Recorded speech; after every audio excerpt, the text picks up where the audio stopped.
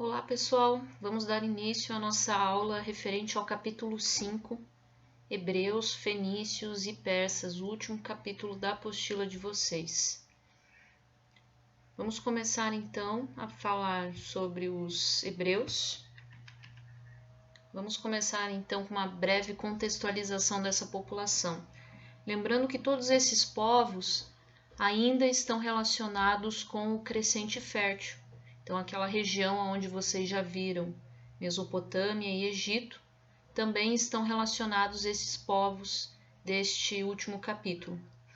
Os hebreus têm a sua história, a sua origem da sua história gravada na Bíblia e na Torá, né, o Pentateuco, que é o livro sagrado dos hebreus. Então, se a gente pegar a Bíblia, pegar o Antigo Testamento, um pouco do Gênesis, vamos ter um pouco do registro, lógico, um registro com muito mais uma questão mitológica, né, religiosa, mas a gente consegue se basear também em muitas passagens e tomar isso também como, em partes, uma fonte histórica para analisar a vida desses povos dos hebreus. Então, eles têm essa história já no Antigo Testamento, então tem uma relação já antes mesmo da história de Cristo, por volta ali de 1800, 2000 anos antes de Cristo. Nós temos uma história bíblica, inclusive, que relaciona a origem desses povos e de onde eles surgiram. Eles teriam surgido de uma região chamada Ur, que é onde hoje encontra-se atualmente o Iraque, e dessa região de Ur existiam algumas tribos chefiadas por patriarcas, por homens mais velhos, chefes de família. Dentre eles destaca-se Abraão como sendo o provedor da história das tribos hebraicas, né? Então aqui representado Abraão e Sara, que era a esposa dele.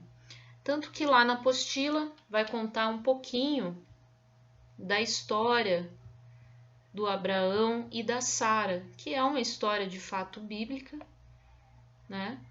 Mas a gente pode tirar um pouco dessa história e tentar analisar um pouco da história verdadeira mesmo dos hebreus. Então conta pela Bíblia que Abraão, já casado com Sara, tinha dificuldades para engravidar, né? Então depois vocês podem ler HQ com mais detalhes, né? Mas resumidamente eles tinham problemas, né, para engravidar. Na verdade, os dois já tinham uma idade bastante avançada,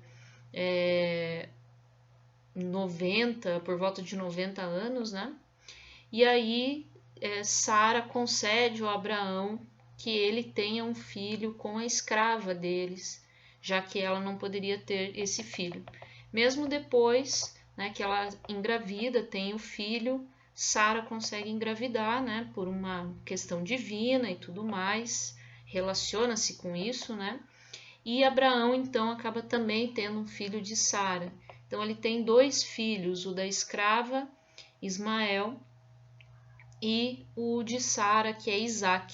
Desses dois filhos, a princípio, né, o Abraão acaba tendo que escolher e acaba abandonando a escrava juntamente com seu primeiro filho, Ismael, e pela origem da história diz que da escrava e de Ismael teriam surgido os povos árabes, os povos do deserto, que foi para onde a região para onde ela foi depois de expulsa, e de Isaac as tribos referentes aos hebreus, né, que vão ser as 12 tribos. Então existe essa relação, essa história, depois vocês olhem lá na apostila com calma, leiam com calma a HQ, né? E dessa história, que é uma história mitológica, a gente pode tirar um pouco dessa trajetória dos hebreus. Então, desse filho de Abraão e Sara surge, então, as tribos hebraicas, e a partir dessas tribos começa a propagação dos hebreus na região conhecida como Canaã. Abraão vai sair da cidade de Ur e vai em busca dessa terra prometida, que é essa região de Canaã, onde hoje corresponde mais ou menos à região da Palestina. Esses povos hebreus, né, vão coabitar com outros povos nessa região. A região era disputada, como a gente já viu, a região do Crescente Fértil, e vão existir uma série de êxodos, uma série de deslocamentos dessa população. Dentre os mais conhecidos vai ficar a história de Moisés, que na verdade vai retornar do Egito, onde os hebreus permaneceram em cativeiro, então como escravos no Egito durante muito tempo, e com Moisés eles vão retornar para a região de Canaã, da Terra Santa e da onde Terra Prometida, e da onde vão surgir também, onde vai surgir a passagem de Moisés com o Mar Vermelho e os 10 mandamentos. A base, né, dessa população vai ser os 10 mandamentos como leis, não somente uma questão religiosa, mas as leis básicas de convívio em sociedade. Os hebreus também são marcados, portanto, como a primeira civilização onde terá o monoteísmo, né? Então a prática do monoteísmo, onde você tinha religiões com muitos deuses, agora somente um Deus, né? Esse mapa mostra inclusive essa rota, então Ur, que ficava nessa região de hoje é o Iraque. Então Abraão, em busca dessa terra prometida, vai, né, fazer uma rota e buscar essa terra prometida justamente aqui onde hoje temos a região da Palestina, tá?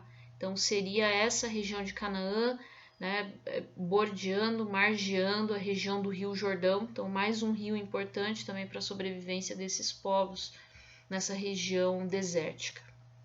Atualmente, então, nós temos os hebreus, nós também já passamos, né, pela história da Segunda Guerra Mundial, do Holocausto, vimos como os povos descendentes dos hebreus, né, os judeus, tiveram uma trajetória bastante complicada ao longo do século XX.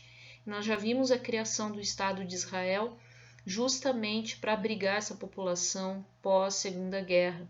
E nós sabemos dos conflitos que existiram e que ainda existem, logicamente, porque essa região era antes habitada pelos povos palestinos de origem árabe, né? Então nós temos uma disputa histórica que até hoje permanece, mas atualmente encontramos então a maior parte desse povo de origem hebraica, de origem histórica, né, dos judeus nessa região aqui, onde estava a Palestina e onde nós temos esse pequeno pedaço que agora é destinado aos árabes nessa região da Palestina. Os fenícios, então, também como um povo que se destaca nessa região do Crescente Fértil, se instalaram nessa região aqui, muito já às margens do mar Mediterrâneo, tá? Dentre as principais cidades fundadas por eles estão essas três, Biblos, Sidom e Tiro. Como a gente percebe, era uma região bem estreita, né? Também a agricultura era muito difícil de ser praticada pela região montanhosa, então o que desenvolve-se aqui pelos fenícios é a navegação. E essa navegação vem junto com a chegada dos fenícios em outras regiões e a fundação de novas cidades fenícias. Inclusive Cartago é uma cidade que a gente vai ouvir falar muito ainda quando falar dos gregos e dos romanos. Então ela tinha um ponto muito estratégico nessa região, nessa conexão com o norte da África, onde a gente sabe que tinha povos berberes que também comercializavam bastante. Então era uma rota comercial interessante, tá? E nessas regiões eles vão praticar o comércio com outros povos, então eles ficaram muito conhecidos pelo comércio.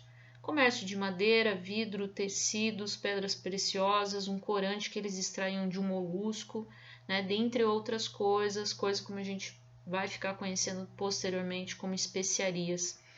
E outras coisas dentro do legado dos fenícios é o alfabeto fonético, então eles criam um alfabeto mais fácil, né, de ser utilizado. Então, como eles tinham uma ligação com o comércio, precisavam constantemente fazer uma marcação de entrada e saída de dinheiro, e também eles estavam em contato com povos de lugares diferentes. Eles tentaram simplificar um alfabeto e conseguiram fazer isso. É um grande legado que eles deixam então para as civilizações futuras. Como eles eram bons em navegação, aprenderam grande parte dessas técnicas e aplicaram. Então o birreme, lógico que essa imagem aqui é uma réplica, né? Mas o birreme era considerado o melhor navio da antiguidade, justamente com 2 partes de remos, né? Então ele era muito veloz e havia sido criado pelos fenícios. Os fenícios, né, a madeira que eles comercializavam vinham desse cedro. Esse cedro é tão importante pela simbologia que até hoje o Líbano, que é a região onde o país que agora está, essa antiga região habitada pelos fenícios, o símbolo da bandeira deles é justamente essa árvore, o cedro. E também, né, a questão como eles mexiam muito com o comércio, a questão das moedas, essa prática que eles tinham, e a gente consegue notar na própria moeda, né, o próprio birreme que a gente acabou de ver ali na outra imagem, e como eles consideravam isso algo especial para eles, né, uma invenção muito importante para eles. E para a gente terminar, os persas. Então, por volta já de 4000 a.C., os persas já habitavam a região mais sudeste do Crescente Fértil. Então, a gente tem a região aqui, né, dos rios, e eles começam a se instalar em 4000 a.C. já nessa região. Então, é daqui que vai surgir essa população. Foi uma população com um ímpeto muito grande nas guerras, então em conquistas territoriais. Foi um dos impérios, dos maiores impérios da antiguidade, então a gente fala sempre do Império Romano, mas os persas também conquistaram em termos territoriais um dos maiores espaços, né, desse período da antiguidade. Então começa com essa região, com a capital, Persépolis, e também Passárgada, que é uma região muito importante. E a partir já de Ciro, que é um grande administrador, começam essas conquistas territoriais, como a gente pode ver aqui, que chega até a região da Ásia Menor, bem próximo aqui dos gregos.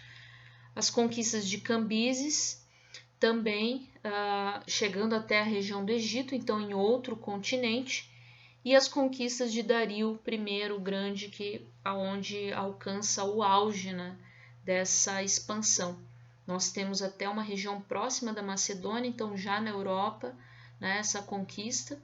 E outra questão muito importante, a construção de estradas que ligavam as cidades por onde os persas conquistavam. Essas cidades, elas conhecidas como satrapias, eram regiões que tinham que pagar tributo para a Pérsia, tinham que pagar impostos, mas muitas vezes os persas davam uma liberdade muito grande para essas cidades viverem, né? Então, né, deixavam eles numa certa autonomia para decidir sobre suas questões financeiras, sobre suas questões até mesmo políticas, religiosas, porém, portanto, que eles pagassem tributo e reconhecessem o domínio dos persas sobre eles. Né?